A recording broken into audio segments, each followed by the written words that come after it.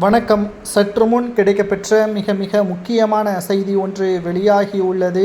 சசிகலா புதிய கட்சியை ஆரம்பித்து விட்டார். மாவட்ட செயலாளர்கள் கூட்டம், நிர்வாகிகளது கூட்டம் அனைத்தையும் ஒன்றாக நடத்த ஏற்பாடுகள் செய்யப்பட்டுள்ளது. OPS அவர்களும் சசிகலாவுடன் அரசியலை பயணிப்பார். அரசியல் தென் மாவட்டங்களில் OPSும் சசிகலாவின் ஆதரவுகள் இல்லாமல் எந்த ஒரு கட்சியாலும் ஆட்சி அமைக்க முடியாது என்ற காரணத்தை தற்பொழுது சசிகலா அவர்கள் உறுதிப்படுத்தியுள்ளார். புதிய கட்சி என்பது சசிகலா அவர்கள் தொடங்குவதற்கு முக்கிய காரணமே எடப்பாடி பழனிசாமி அவர்களை வீழ்த்துவதற்குத்தான். சசிகலா அவர்கள் அமைதியாக இருக்கிறார், மறைந்துவிட்டார், அவர் அரசியலில் இல்லை என்று பலரும் ஊடகங்களில் தெரிவித்து வருகிறார்கள். ஆனால் இந்த 2026 சட்டசபை தேர்தல் அனைத்து கட்சிகளுக்கும் அதிர்ச்சியை ஏற்படுத்தும் விதமாக எனது அரசியல் பயணம் மக்கள் மத்தியில் பிரதிபலிக்கும் என்பதை சசிகலா அவர்கள் செய்தியாளர்களது சந்திப்பின் பொழுது பேசியுள்ளார்.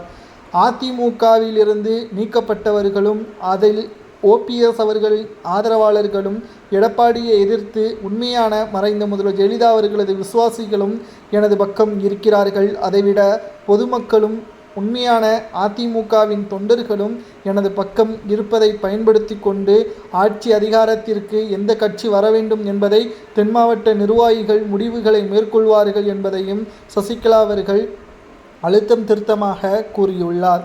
2026 சட்டசபை தேர்தல் நடைபெறுவதற்கு இன்னும் 50 நாட்கள் மட்டும்தான் உள்ளது. இந்த தேர்தலில் அதிமுக வெற்றியடைய வேண்டுமா தோல்வியடைய வேண்டுமா என்பது எடப்பாடியின் கையில்தான் இருக்கிறது. இன்னும் 50 நாட்களில் எடப்பாடி பழனிசாமி அவர்கள் எடுக்கக்கூடிய முடிவுதான் அதிமுகவின் வெற்றியை தீர்மானிக்கும். எங்களது கடமையும் எங்களது அர்ப்பணிப்பும் அதிமுகவிற்காக எப்பொழுதுமே இருக்கும் என்பதை கடைசியாக நாங்கள் கூறுகிறோம்.